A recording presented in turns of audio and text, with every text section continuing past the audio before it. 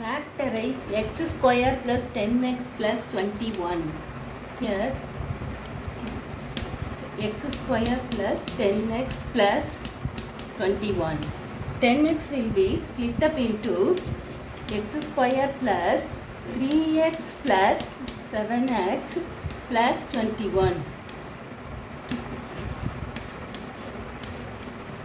7 and 3 are the multiples of 21. 7 3s are 21. So 7 and 3 are the multiples of 21. Then 3 plus 7 equal to 10. So we take these numbers 7 and 3. We take common numbers x is x plus 3. Then here we take 7 x plus 3 7s are 21.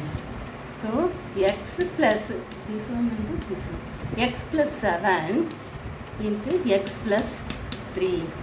So factors is x plus 7 and x plus 3.